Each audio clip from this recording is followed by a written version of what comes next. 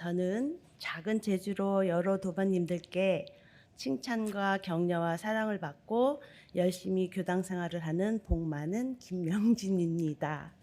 저는 어려서 엄마 지인의 소개로 원불교를 알게 되었고, 지금도 61년째 사업을 하시는 엄마는 그 당시 일요일도 없이 일을 하시던 때라 그분께 저 대신 시어머니를 법회에 모시고 가주세요라고 부탁을 했고, 그 이후로 하루도 빠짐없이 새벽기도, 예회 모두 정성으로 참석하시는 할머니를 보고 엄마도, 큰딸인 저도, 아버지, 두 동생네 가족 모두 원불교를 신앙하는 이런 가족이 되었습니다.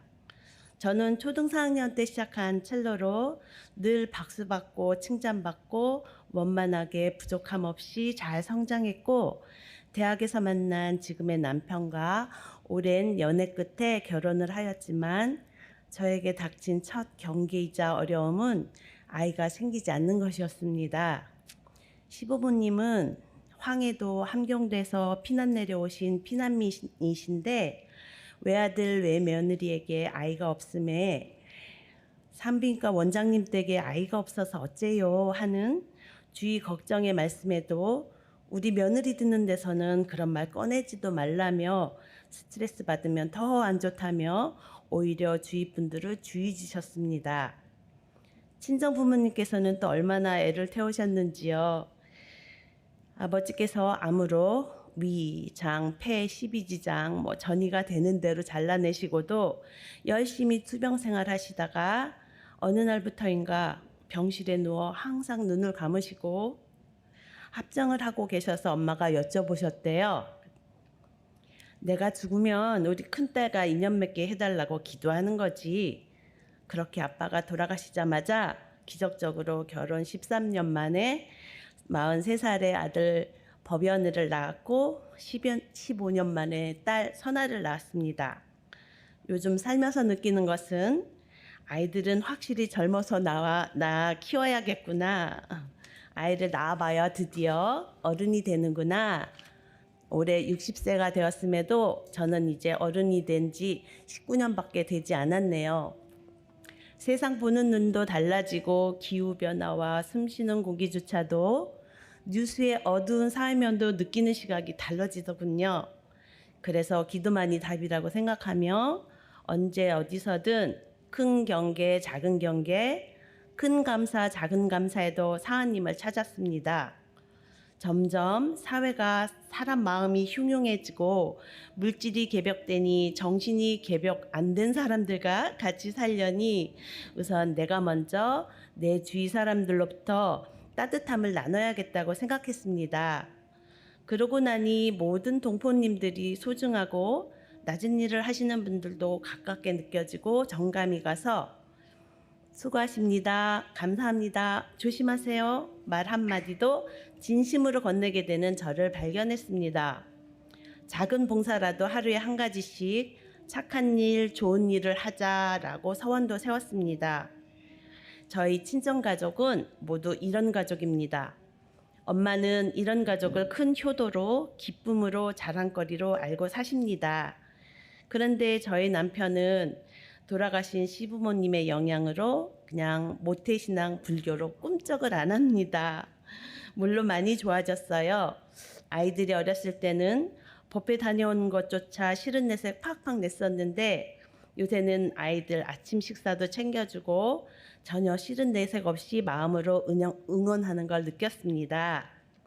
그래도 이런 가족이 늘 사원이었는데 한 달 반 전에 가장의 무게를 어깨로 현실로 느끼며 일요일에 당직이라도 더 서야겠다며 알아보더니 첫 출근을 해서는 여기 병원이 원불교가 하는 데인가 봐 라며 사진을 찍어 보내줬는데 병실 102세 원광대학교라고 쓰여 있는 거예요. 원광대학교에서 운영하는 요양병원이었어요. 엄마께 말씀드리니 너무 기뻐하시며 내 기도가 닿았다며 이렇게라도 이런 가족이 되는 거냐 하시며 이제 시작이다, 이렇게 인연이 되는 거야 라며 너무도 기뻐하셨습니다. 저희 남편도 법연 선아와 함께 한강교당에 법회 보러 오는 날을 손꼽아 기다리며 계속 서원기도 올리며 열심히 살겠습니다. 감사합니다.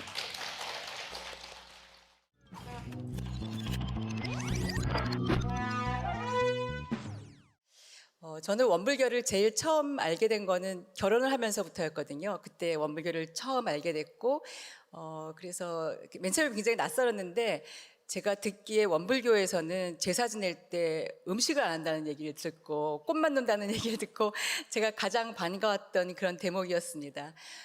그때 저희 동기 중에는 이미 결혼을 해서 이제 여러 가지 시댁 생활을 하는 친구들이 있었는데, 가장 애로사항을 얘기하는 것 중에 하나가 제사 때 음식을 만드는 거, 뭐 이렇게 여러 손님이 오시는 거, 이런 거를 굉장히 힘들어했는데, 저는 그 얘기를 듣고 이거다. 거기다가 저는 음식 만드는 걸 별로 좋아하지도 않거든요. 그래서 이거는 정말 인연이다 생각하고, 이제 거기서부터 원불교에 대해서 약간의 호감을 갖고 긍정 마인드를 갖게 됐습니다. 근데 제가 왜 원불교에서 음식을 만들지 않고 그냥 기도를 올리고 축원문을 올리는 거를 좋아하나 이렇게 생각을 해보면, 음식이라는 거는 어떤 육체적인 필요에 의한 거고, 제사의 본질을 생각해 보면 우리의 돌아가신 선친님들을 그분의 은혜를 생각하고 추모하고, 그리고 나아가서 그분들이 안식을 충분히 취하시고 극락 왕생해라 하셔라 하는 그런 어떤 기도를 드리는 건데, 그래서 음식에 시간을 쏟기보다는 축원문을 통해서 마음을 표현하고 이런 것이 훨씬 더 본질을 꿰뚫는 것이다. 그래서 이 종교는 굉장히 합리적이네 해서 제가 첫 번째 이 원불교를 좋아하게 된 그런 동기가 됐습니다.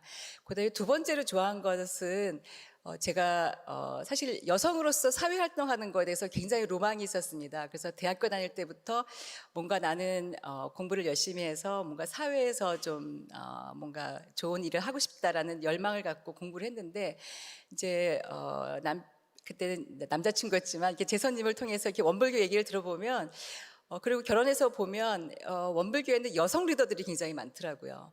근데 우리의 다른 그 빅4 종교 하면 뭐 불교, 기독교, 캐톨릭, 뭐 원불교 이렇게 우리가 얘기를 하는데, 다른 종교를 보면 뭐 스님, 그다음에 신부님, 목사님, 물론 비구니도 있으시고 여성 목사님도 요새는 좀 생기시지만, 이렇게 여성 리더들이 적극적으로 일을 하는 그런 종교는 저는 원불교가 최고라고 생각을 했습니다.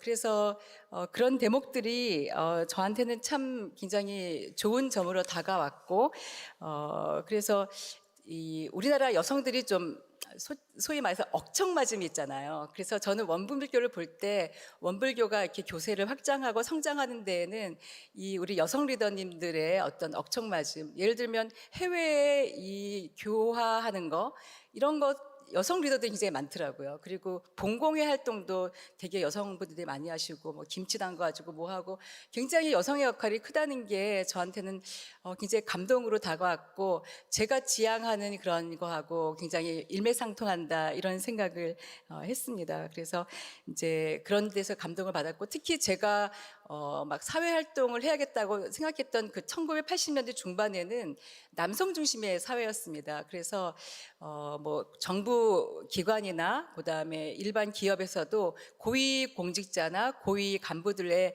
중에 여성이 거의 없었어요. 그리고 저의 선후배들이, 이제 저는 약학을 전공해서 선후배들이 제약회사에 많이 근무했는데, 대다수의 분들이, 남성들은 막 자유롭게 옷을 입고 양복도 입고 뭐 캐주얼하게 입는데, 저희 약대를 나왔어도 여성들이 취업을 하면 다 유니폼을 입혔었거든요. 저는 그런 거를 보면서 굉장히 우리 사회가 아직도 좀 멀었구나 이렇게 생각을 했던 그런 시기였는데, 이제 원불교에서 그 당시 제가 여성관을 한번 읽었던 경우가 있는데, 그때 어떤 게 있었냐면, 뭐 남녀 평등과 존엄하다, 동등한 권리와 기회를 가져야 된다, 여성 자립과 자아실현, 권익신장, 사회참여 독려, 이런 글귀가 있었고, 지금도 그런 걸 보면서 우리 교무님, 교감님 다 여성이시고 우리 남자 교무님도 계시긴 하지만, 그러면서 굉장히 저와 지향점이 같은 원불교에 대해서 굉장히 좋아하는 그런 계기가 되었습니다. 또 세 번째 제가 원불교를 좋아한 이유 중에 하나는, 이거는 원불교 경전에 있는 말은 아니라고 하는데 제가 굉장히 인생의 명언이고 인생의 명언이라고 하는 저의 좌우명 중에 하나가 정성이 실력이다라는 말이거든요. 그래서 제 카톡 프로필에 보면 사진 옆에 정성이 실력이다 이렇게 적혀 있고 저희 학생들은 정성이 실력인 교수님이다 이렇게 저를 이야기하곤 합니다. 그게 제가 보기에 듣기에는 원불교 교전에는 없지만 제가 그 관련된 원불교 무슨 글을 읽다가 이런 말을 봤습니다. 정산 종사님께서 실력이 무엇인지 아느냐 하고 질문을 하시면서 하려고 하는 정성이 실력이다.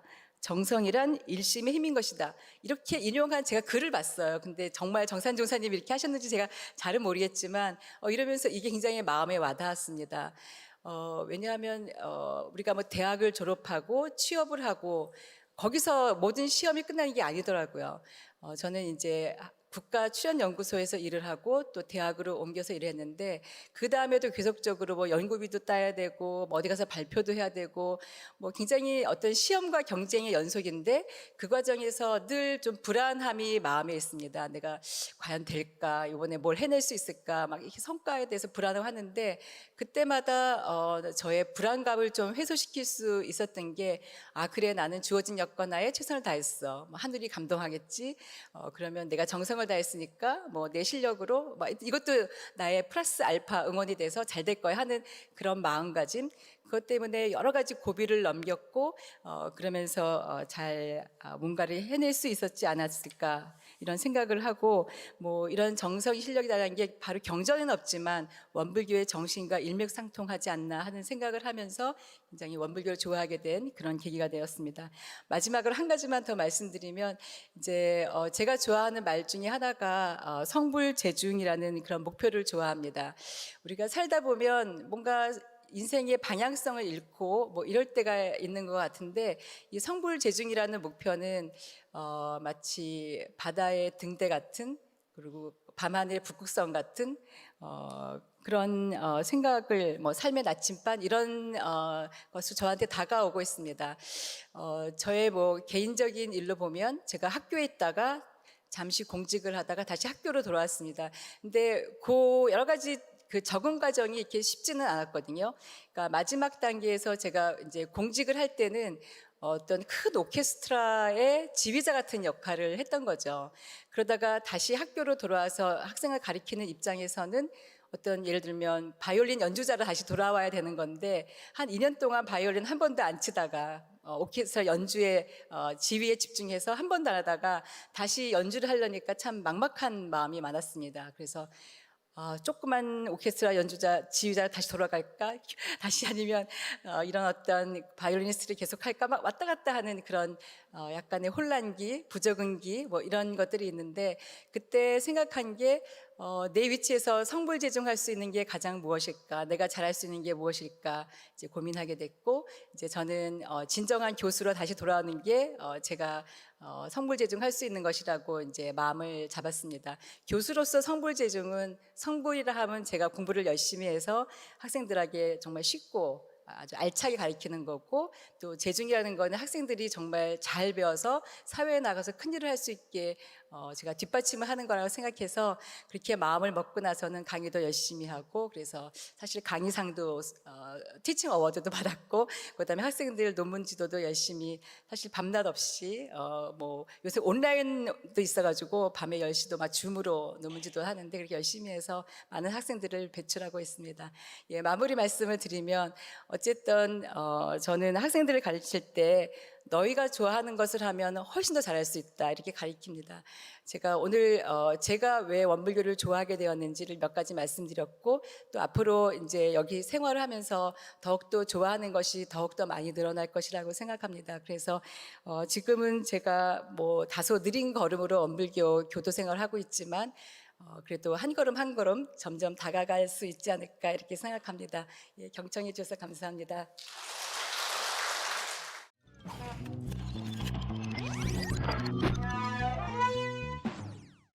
저는 중고등 대학 10년을 기독교 학교에 다니면서 성경, 기독교 교리, 채플 이런 게 익숙한 생활을 했고 지금도 제가 이제 천국 갈 나이가 가까워오는데 같이 못 가는 안타까움에 기도하는 형제와 친구들이 제 주위에 많이 있습니다.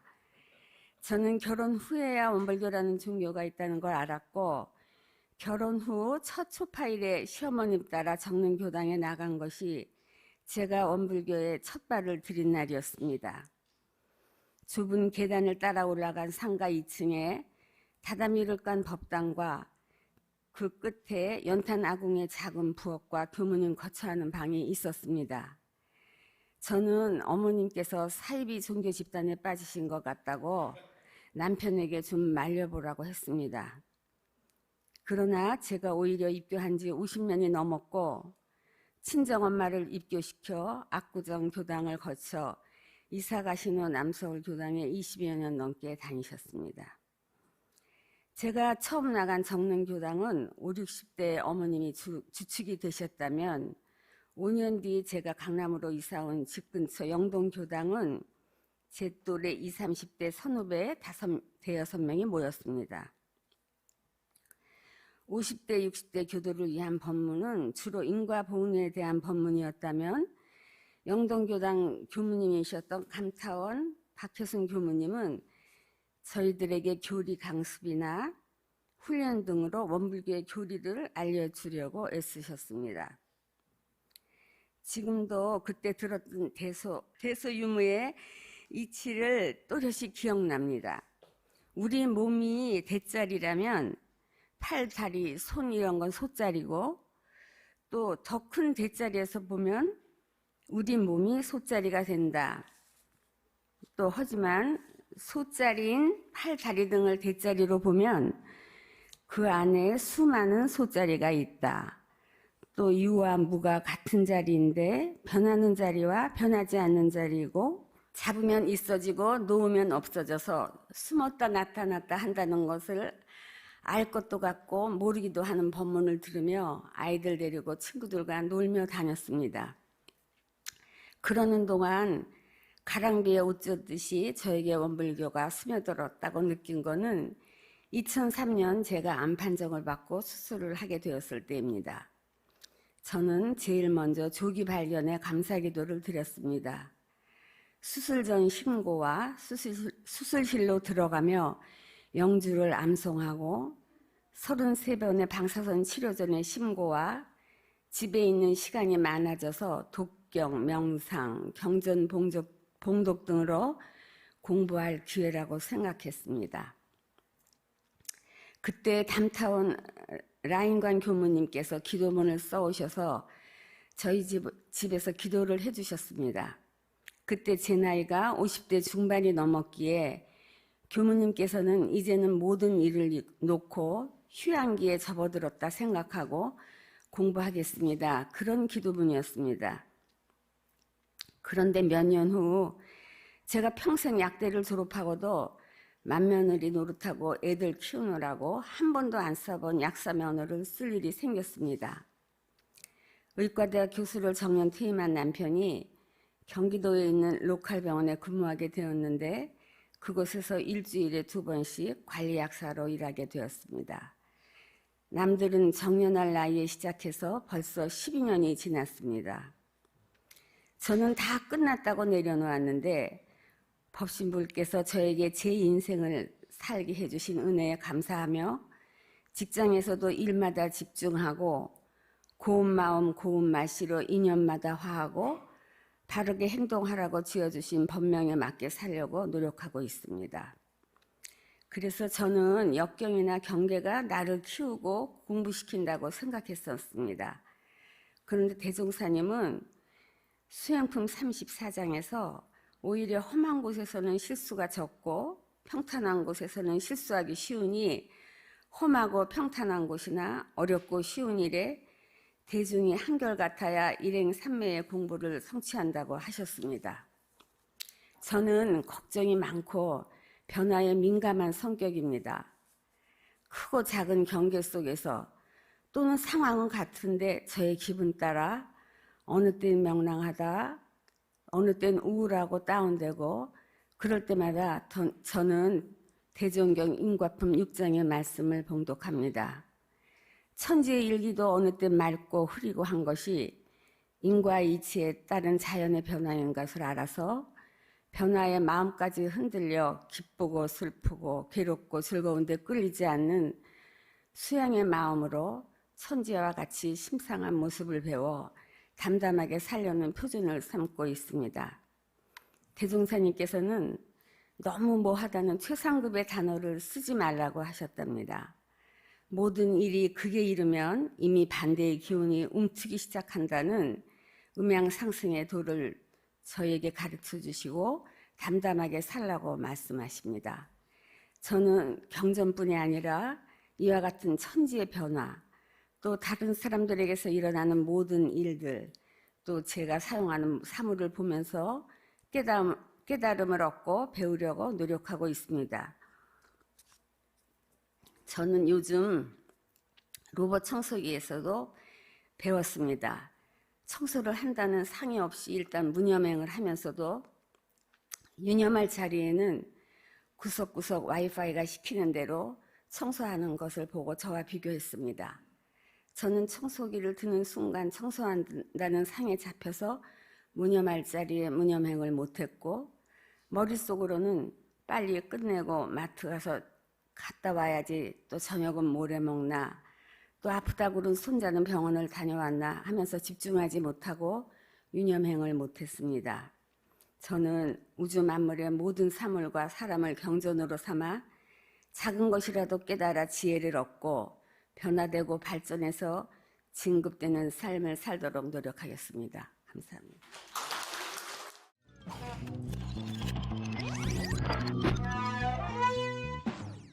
원광대학교 원불교학과 1학년으로 재학 중인 개벽학년 박재도입니다.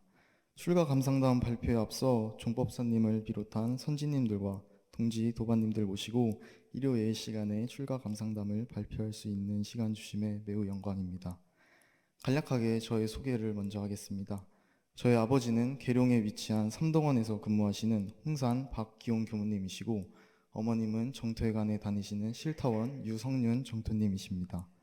이남 1녀의 3남매로 위로는 누나가 있고 아래로는 남동생이 있습니다. 저의 아버지는 제가 태어났을 때부터 타지에서 근무하시다 보니 아버지의 자리가 몹시도 그리웠고 부러웠습니다. 그럴 때마다 어머님은 아버지의 하시는 일의 중요성과 가치를 설명해 주셨습니다. 전 이해가 되지 않지만 받아들여야만 하는 상황이었기에 익숙해지도록 나름대로 노력했던 것 같습니다. 주말이면 늦게까지 자고 놀고 싶은데 어김없는 엄마의 잔소리에 투덜거리며 따라 나섰던 어린이 법회 시간이 귀찮기도 하였지만 또래 친구들과 만나서 놀고 교무님과 재밌게 놀기도 하여 재밌었던 기억이 있습니다. 부모님께서는 평소에 저를 지도해 주실 때 인과의 측면을 강조하시며 교법으로 지도해 주셨습니다. 그렇기에 행동에 따라 나타나게 될 과보를 생각하면 무서운 느낌이 들기도 하여 조심스럽게 행동했던 기억도 납니다. 한 예로 평소에 어머님은 길에 떨어진 돈은 절대 줍지 말고 지나치라고 강조하시면서 그 돈을 주우면 잃어버린 사람의 가슴 아픔까지 가져오게 되어 큰 낭패를 보니 주의하고 또 주의하라고 신신당부하셨습니다. 어느 날 학교에 가려고 집 밖을 나서는데 길에 10,000원이 떨어져 있는 게 아닙니까? 주위를 둘러보니 아무도 없고 순간 주울까 하다가 어머님의 말씀이 떠올라 돈을 줍지 않고 집으로 달려가서 어머님에게 상황을 설명하니 무한한 칭찬을 해주셔서 제 자신이 무언가를 한 기쁨에 뿌듯했던 기억이 있습니다. 그 주 어린이 법회가 일찍 끝나서 어머님을 뵈러 갔는데 어른들이 계셔서 인사를 올리니 그중 한 분이 예쁘다시면서 10,000원을 주시는 게 아닙니까? 부모님께서 그토록 말씀하신 인과의 가보가 바로 나타난다는 게 참으로 신기해서 어리둥절했었고, 바른 마음을 쓰면 복이 온다는 이치를 알게 된 소중한 기회였습니다. 이렇듯 부모님께서 교법으로 지도해 주셨기에 성장을 하며 자연스레 매사 행동에 주의심을 챙겨갈 수 있었던 것 같습니다. 그리고 성장하면서 언제부턴가 문득 잠에 들기 전 나라는 존재는 언젠가 죽고 없어질 텐데 가족과 친구 그리고 소중한 사람들과의 필연적인 만남과 이별에 대해 궁금했습니다. 또한 소중한 인연들과의 헤어짐이 무섭고 두려웠습니다. 그리고 버스를 타거나 길을 걸어갈 때 나이 드신 분들을 보면 저분들도 나처럼 젊었던 시절이 있었을 텐데 세월을 어떻게 보내며 늙어가셨는지, 어떤 목적을 가지고 사셨는지, 나도 세월의 흐름에 따라 늙게 될 것이고 죽음을 맞이할 텐데 이 귀한 시간을 어떻게 보내며 살아가야 하는지 고민하다 이번 생에 태어난 나라는 존재에 대해 알아보고 생과 사에 대한 궁금증을 해결하고 싶다는 생각을 하여 전무 출신을 서원했습니다. 이렇게 전무 출신의 서원을 세우고 학과 생활을 한 지 벌써 2개월이라는 시간이 지났습니다. 대학 생활과 서원 간 생활에도 차차 적응해가고 나름 재미있게 공부도 하고 있습니다. 그중 제가 하고 있는 공부 중 한 가지를 생각해 본다면 바로 저 자신을 바라보는 공부입니다. 많은 것들 중 서원을 세운 이유에 대해 계속 되새기며 돌이켜보니 저의 서원의 원인인 생과 사의 두려움은 결국 저의 욕심에서 비롯된 공포라는 것을 어렴풋이 알게 되었습니다. 주변 인연들에 대한 과도한 욕심, 나라는 상에 갇혀 오직 나만을 위한 욕심 등 결국 본연의 나는 죽으면 사라져 없어지는 것이 아니라 옷 한 벌 갈아입듯 또 다른 몸으로 나를 살아가게 될 것인데 그 이치를 전혀 알지 못했기 때문에 더욱 두려워하고 착이 됐던 것 같습니다. 이렇게 공부를 하며 알아지는 감상을 지도교무님께 문답감정을 하여 보니 교무님께서 생과 사의 이치에는 추나추동, 주야변천과 같이 변하는 자리도 있지만 생과 사의 거래가 없는 늘 여여하여 변하지 않는 자리가 있다고 알려주셨습니다. 하지만 이러한 이치가 있다는 것을 알아도 확실히 알지 못했기에 그 두려움은 아직 남아있고 생과 사에 대한 의문은 더욱 커져만 갑니다. 그럼에도 저희 주변에는 종법사님을 비롯한 많은 선진님들과 동지 도반님들, 지도교무님이 계심을 잊지 않고 이 이치를 화두삼아 계속 연마해보며 나라는 상을 놓고 생사에 자유하는 전무 출신이 되어 저와 같이 두려움을 갖는 사람들에게 도움이 되는 박제도가 되기를 다짐하며 이상 출가 감상담 마치겠습니다. 감사합니다.